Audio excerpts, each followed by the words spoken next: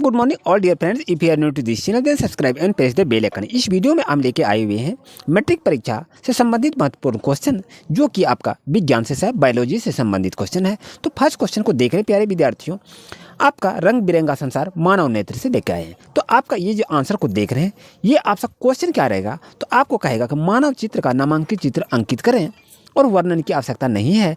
तो प्यारे विद्यार्थियों, इसी तरह से आपको बनाना है और यहाँ पर जो नाम लिखा है इस तरह से आपको नाम करना है, वर्णन नहीं करना है। कृपया प्यारे विद्यार्थियों, आप इसका प्रैक्टिस आप घर में बैठकर अच्छी तरह से करें, क्योंकि ये क्वेश्चन आपसे पूछा जाएगा। ये काफ़ी महत्वपूर्ण क्वेश्चन है। आइए चलिए देखते हैं क्वेश्चन नंबर नेक्स्ट पर। नेक्स्ट क्वेश्चन को देख रहे प्यारे दोस्तों, अग्रिम सूर्योदय तथा विलंबित सूर्यास्त से क्या समझते हैं। तो आंसर क्या लिखेंगे, वायुमंडलीय अपवर्तन के कारण सूर्य हमें वास्तविक सूर्योदय से लगभग 2 मिनट पूर्व दिखाई देने लगता है और इस वास्तविक सूर्यास्त के लगभग 2 मिनट पश्चात इसे दिखाई देता रहता है। तो वास्तविक सूर्योदय के अर्थ ये होता है कि सूर्य द्वारा वास्तव में क्षितिज को पार करना ही सूर्य की क्षितिज के सापेक्ष वास्तविकता आभासी स्थितियाँ दिखाई गई है, जिसे हम सूर्यास्त कहते हैं। ये आपसे कहा गया है। जो आपको फिगर में इस तरह से दिखाई दे रहा है, इस तरह से आपको समझने का प्रयास करेंगे और हो सके तो इस तरह आप नामांकित चित्र को भी बना सकते हैं और अंत में आपको इस तरह से भी आपको लिखना है। आइए चलिए देखते हैं क्वेश्चन नंबर 2 पर। स्वच्छ आकाश का रंग नीला क्यों होता है। तो प्यारे विद्यार्थियों, इसका आंसर क्या लिखेंगे, वायुमंडल में वायु के अणु तथा अन्य सूक्ष्म कणों का सादृश्य प्रकाश की तरंग दैर्घ्य के प्रकाश की अपेक्षा नीले वर्ण की ओर कि कम तरंग दैर्घ्य की प्रकीर्णित करने में अधिक प्रभावी होते हैं और लाल वर्ण के प्रकाश की तरंग दैर्घ्य नीले प्रकाश की अपेक्षा लगभग 1.8 गुनी होती है। अतः सूर्य जब प्रकाश का वायुमंडल से गुजरता है तो वायु के सूक्ष्म लाल कण की अपेक्षा नीले रंग को अधिक प्रबलता से इसे प्रकीर्ण करते हैं और यह प्रकीर्णता हुआ नीला प्रकाश हमारे नेत्रों में प्रवेश करता है। तो इतना भी लिखेंगे तो कोई दिक्कत नहीं है, काफ़ी लंबा नहीं लिखना है, क्योंकि विज्ञान का क्वेश्चन काफ़ी शॉर्ट में लिखा जाता है। जो पूछा जाता है उसी को आपको मुख्य पॉइंट में लिखना है। अगर आपसे कहा जाए प्यारे विद्यार्थियों को मानव नेत्र का स्वच्छ नामांकित चित्र आरेख खींचें, तो इस तरह से आपको बनाना है। इसे आप याद रखेंगे क्योंकि ये काफ़ी महत्वपूर्ण है, जो कि पहले क्वेश्चन में बताए थे, लेकिन आरेख से जब बताया जाए तो इस तरह से आरेख को बनाएंगे। और आपके पास यहाँ क्वेश्चन दिखाई दे रहा है कि तारे क्यों टिमटिमाते हैं, तो लिखेंगे तारों के प्रकाश के वायुमंडलीय अपवर्तन के कारण ही तारे टिमटिमाते हुए प्रतीत होते हैं। अगर इतना भी लिखते हैं तो आपका नंबर मिल जाएगा, कोई दिक्कत नहीं है, इतना ही लिखने से हो जाएगा, लेकिन थोड़ा सा वर्णन कर दीजिए तो काफ़ी अच्छा रहेगा। तो पृथ्वी की वायुमंडल में प्रवेश करने के पश्चात पृथ्वी के पृष्ठ पर पहुँचने तक तारे का प्रकाश निरंतर अपवर्तित होता रहता है और वायुमंडलीय अपवर्तन उसी माध्यम में होता है जिसका क्रमिक परिवर्तनिक अपवर्तनांक होता है, क्योंकि वायुमंडल तारे के प्रकाश को अविलंब की ओर झुका देती है। इतना लिखने से दोस्तों प्यारे विद्यार्थियों, आपका नंबर कटेगा नहीं, ये आपको 100% नंबर प्राप्त हो जाएगा। इस तरह से लिखने का प्रयास करेंगे, क्योंकि आगे भी इसको लिख सकते हैं बढ़ाकर, लेकिन विज्ञान में काफ़ी लंबा लिखना नहीं है। आपको जितना क्वेश्चन पूछा जाए उतना लिखें। अगर आगे भी और लिख सकते हैं तो इससे कोई दिक्कत नहीं है, लेकिन सटीक आंसर ही देने का प्रयास करेंगे। यह आपके लिए काफ़ी महत्वपूर्ण है।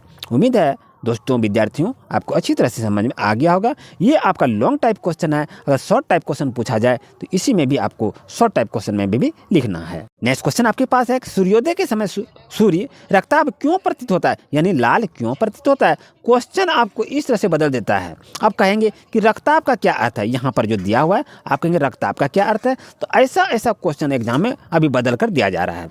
तो घबराइएगा नहीं दोस्तों, घबराइएगा नहीं प्यारे विद्यार्थियों, अच्छी तरह से समझें। यानी कहता सूर्योदय के समय सूर्य लाल क्यों प्रतीत होता है, यही कह रहा है। तो लिखेंगे क्षितिज के समीप स्थित सूर्य से अपना आने वाला प्रकाश हमारे नेत्रों तक पहुंचने से पहले पृथ्वी के वायुमंडल में वायु की मोटी परतों से होकर गुजरता है और तथापि जब सिर से ठीक ऊपर पहुंचता है तो उसका ऊपरी सिरा क्या होता है, सूर्य आने वाले प्रकाश हमें ये ज़मीन तक इस तरह से माध्यम से पहुंचता है, जो कि आपको आरेख के द्वारा आपको हम समझा रहे हैं। तो अच्छी तरह से इसको देखें, इसी तरह से आपको समझना चाहिए। जो कि आपको कहा रहा है कि क्षितिज के निकट कैसा होता है और ऊर्ध्वाधर के निकट कैसे होता है। तो ये देखिए क्षितिज में क्या होता है, ये तिरछा किरण पड़ता है तो आपको धूप कम पड़ता है, और यहाँ तक ऊर्ध्वाधर में सूर्य जो किरण है काफ़ी डायरेक्ट पड़ता है, तो यहाँ हमको क्या काफ़ी अधिक गर्मी आती है। इसीलिए आप देखेंगे कि गर्मी के दिनों में हमें सूर्य ऊपर माथे पर सीधी किरण हम तक पहुँचता है, जिससे हमें काफ़ी गर्मी लगती है, लेकिन ठंडे दिन में ये तिरछी किरण पड़ने के कारण हमें गर्मी महसूस नहीं होती है। प्यारे विद्यार्थियों, उम्मीद है आपको अच्छी तरह समझ में आ गया होगा, कोई दिक्कत नहीं होनी चाहिए। इस तरह से आप बनाकर आप अच्छी तरह से लिख सकते हैं। और वीडियो को रोक लें और अब भी अच्छी तरह से प्रैक्टिस को जारी रखें। आपसे ये भी क्वेश्चन पूछा जाएगा प्यारे विद्यार्थियों कि मनुष्य की आंख का चित्र बनाकर उसकी रचना व कार्य विधि का वर्णन करें।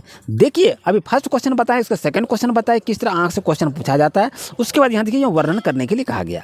तो लिखेंगे नैतिक निम्नलिखित भाग होते हैं, क्या क्या भाग होते हैं। तो ये देख रहे हैं, इस तरह से वीडियो को रोकें और अच्छी तरह से समझ कर इसे लिखने का प्रयास करेंगे, क्योंकि वर्णन करेंगे तो काफ़ी वीडियो लंबी हो जाती है। तो इस तरह से बनाएंगे और इस तरह से आपको फिगर बनाना है। जहाँ वर्णन करने के लिए कहे वहीं पर आप वर्णन करेंगे, जो वर्णन करने के लिए कहा वहाँ वर्णन करेंगे और चित्र बनाने की जगह चित्र को बनाएंगे। अब यहाँ कहता है कॉर्निया, आइरिस, ये जो दिखाई दे रहा है इसके बारे में इसी तरह से वर्णन आपको करना है। ये आपका लॉन्ग टाइप क्वेश्चन, दीर्घोत्तरी क्वेश्चन आपके साथ शेयर कर रहे हैं, इसलिए क्वेश्चन काफ़ी लंबी हो सकती है, आंसर भी लंबी हो सकती है, लेकिन आपको मुख्य मुख्य पॉइंट को लिखना है। घबराइएगा नहीं, लेकिन ध्यान से इसको पढ़ेंगे तो आप अच्छी तरह समझ में आ जाएगा। और इस तरह से यहाँ फिगर जो दिखाई दे रहा है, फिगर को भी दोस्तों इसी तरह बनाने का प्रयास करेंगे तो आपको अच्छे नंबर प्राप्त हो जाएंगे। वीडियो को रोकें, समझें और अच्छी तरह से लिखने का प्रयास करें। और ये देख रहे हैं, इस तरह से पॉइंट को आपको धीरे धीरे से लिखना है। और उसके कार्य की बात कहें तो नीचे में ये देख रहे हैं कार्य, तो कार्य क्या क्या है, इस तरह से इसको देखिए, समझिए और लिखने का प्रयास कीजिए। ये आपको लॉन्ग टाइप क्वेश्चन आपके साथ शेयर कर रहे हैं। नेक्स्ट क्वेश्चन देख रहे हैं कि मानव आंखों के दोषों को रेखांकित चित्रों की सहायता से दूर करने का उपाय समझाइए, अथवा दूरदृष्टि क्या है और ये कितने प्रकार के होते हैं। किसी एक दृष्टि दोष के निवारण का सचित्र वर्णन करें। ये जो देख रहे हैं क्वेश्चन प्यारे विद्यार्थियों, ये क्वेश्चन आपका आएगा एग्जाम में तो आएगा, इसे आप अच्छी तरह से याद कर लें। ये क्वेश्चन कन्फर्म है आएगा। एग्जाम देने के बाद आप कमेंट करेंगे क्या ये क्वेश्चन आया था कि नहीं आया था, लेकिन ये क्वेश्चन आपसे पूछा जाएगा। तो लिखेंगे आंख के दोष क्या है। एक समान स्वस्थ आंख में अपनी फोकस दूरी को इस प्रकार संयोजित करते हैं कि पास तथा दूर की सभी वस्तुओं का प्रतिबिंब दृष्टि पटल पर बन जाए और इससे दूर दृष्टि तथा निकट दृष्टि के दोष हो जाते हैं। इसके अतिरिक्त प्रेसोबायोपिया, रंगअधता, एस्टामाइटोजियम रोग भी बहुत सामान्य है जो आंख से संबंधित है। ऐसी की बीमारी हो जाती है जिसको दूरदृष्टि, निकट दृष्टि और बिंदुकता नाम से जाना जाता है। अब आपके पास दूरदृष्टि है।